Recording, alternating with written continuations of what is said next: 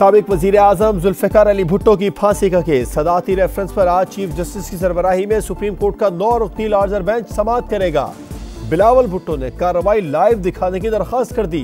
सदाती reference में फांसी का मुतनाज़ फैसला गैर आईनी और जानिबदाराना होने पर 5 सवालात उठाए गए।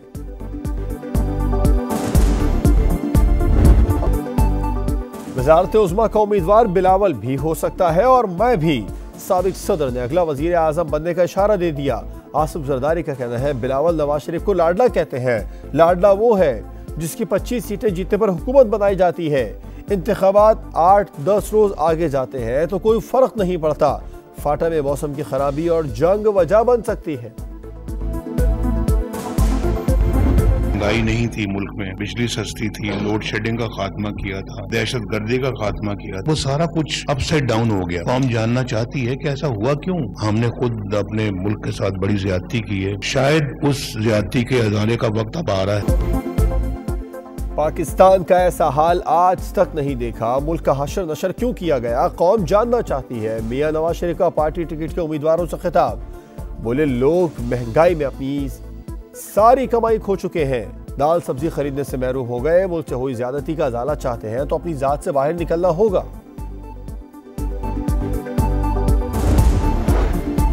ऑफिशियल सीक्रेट एक्ट के तहत साइफर केस की अहम समाअत आज अडयाला जेल में होगी। बानी पीटीआई और शाह महमूद कुरैशी पर फर्द जुर्म आयद की जाएगी। पीटीआई के इंट्रा पार्टी इंतखाबात के खिलाफ समाअत भी आज होगी। इलेक्शन कमीशन ने चेयरमैन पीटीआई गौहर अली खान को नोटिस भेज दिया।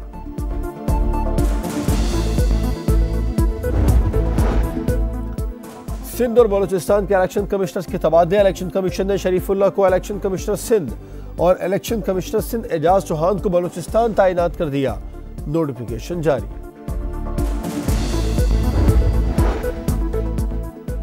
पाकिस्तानी लीडरों के इंतखाब में अमेरिका का कोई किरदार नहीं है। तर्जुमान अमेरिकी महकमा खारजा की वाशिंगटन में प्रेस ब्रीफिंग। कहा पाकिस्तानी अवाम की मुंतखब क़यादत से बात कर रहे हैं। तमाम मामलात पर हुकूमत पाकिस्तान के साथ बातचीत जारी रखेंगे। पाकिस्तान और अफगानिस्तान के दरमियान मुख्तलिफ मसाइल के सियासी हल की हिमायत करते हैं।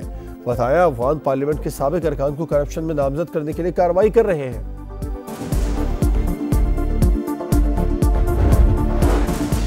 जमात इस्लामी का मेयर कराची के खिलाफ तहरीक अदम एतमाद लाने का ऐलान। हाफिज नईम कहते हैं कराची वालों पर जुल्म बर्दाश्त नहीं करेंगे। डिप्टी मेयर सलमान अब्दुल्ला मुराद का भी जवाब। बोले मुकाबले के लिए तैयार है, जमात इस्लामी शौक पूरा कर ले। भारतीय सुप्रीम कोर्ट नरेंद्र मोदी की हमनवा बन गई। इंसाफ और आईन का कत्ल कर दिया। मकबूजा कश्मीर भारत का अटूट अंग करार। खुसूसी हैसियत बहाल करने की दरखास्तें मुस्तरद। पाकिस्तान ने भारतीय सुप्रीम कोर्ट का फैसला मुस्तरद कर दिया। निगरान वजीर खारजा का मामला अक़वाम मुत्तहिदा और OIC यूरोपीय यूनियन में उठाने का ऐलान। सदर मुमलिकत ने कहा कि भारतीय अदलिया ने फाशिस्ट हिंदुत्व नजरिया के सामने सर झुका दिया। शहबाज शरीफ ने फैसले को आलमी जुर्म करार दिया। साबिक वजीर खारजा बिलावल भुट्टो कहते हैं मोदी सरकार और भारतीय अदलिया आलमी करारदादें रीराइट नहीं कर सकती।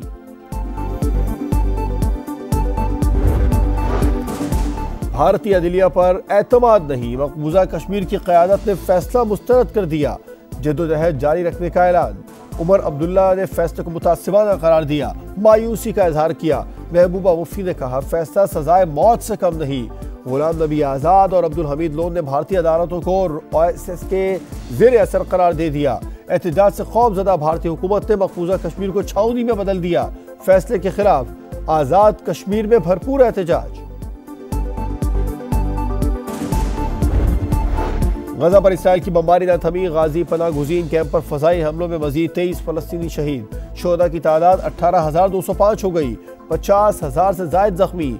जबालिया के करीब अल जज़ीरा के सहाफ़ी अंस शरीफ के घर पर बमबारी। 65 साल के वालिद शहीद। शुमाली गजा में सैकड़ों गिरफ्तारियां। हमास ने इसराइली टैंक तबाह करने की नई फुटेज जारी कर दी। इसराइली वज़ीर दिफा का कहना है गजा में मुस्तकिल रहने का कोई इरादा नहीं। जंग का मकसद हमास का खात्मा और यरगमालियों की वापसी है।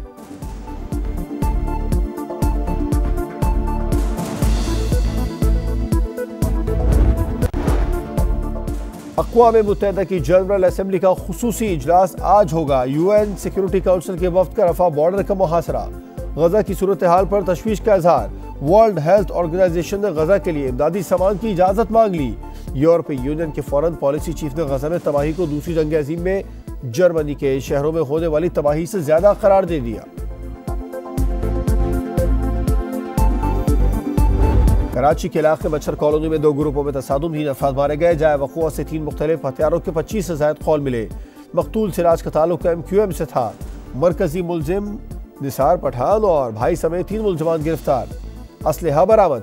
PP कारकुनान ने MQM के नामजद उम्मीदवारों पर फायरिंग की। अनीस कायम खानी का दावा। जियाले रहनुमा कादिर पटेल ने इल्जाम मुस्तरद कर दिया। बोले MQM लाशों और इल्जामात की सियासत से गुरेज करे।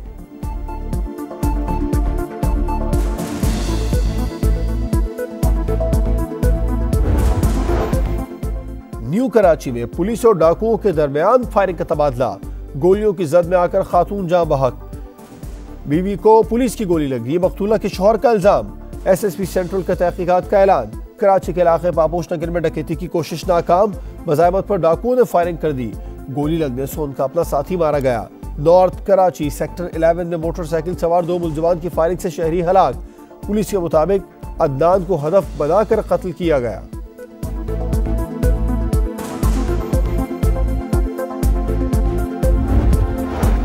कराची में लूट मार का बाजार गर्म करने वाला अफगान गैंग का सरगना गिरफ्तार।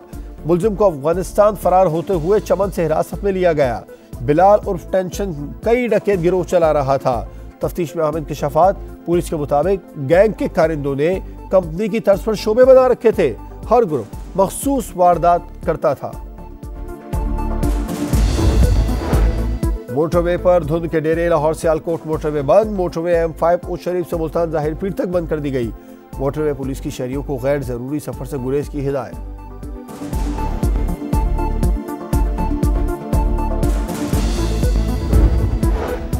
लाहौर को धूल मिट्टी से पाक करने का तीसरा रोज।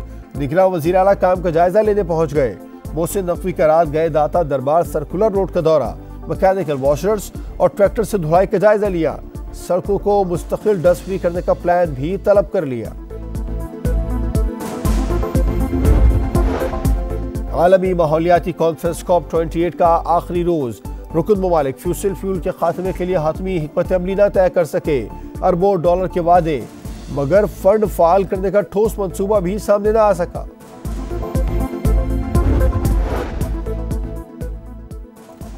और शाहीन नए इम्तिहान के लिए तैयार। ऑस्ट्रेलिया के खिलाफ पहले टेस्ट के लिए भरपूर ट्रेनिंग। क्रिकेट ऑस्ट्रेलिया ने 2 स्टैंड्स पाकिस्तानी फैंस के लिए मुख्तस कर दिए।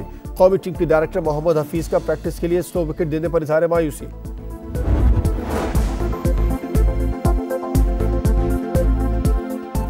अस्सलाम वालेकुम, आप देख रहे हैं समा। मैं हूं जवाद कमाल। हेडलाइंस अब जान चुके हैं, अब आप देख सकेंगे प्रोग्राम सुबह का समा। देखते रहिए समा।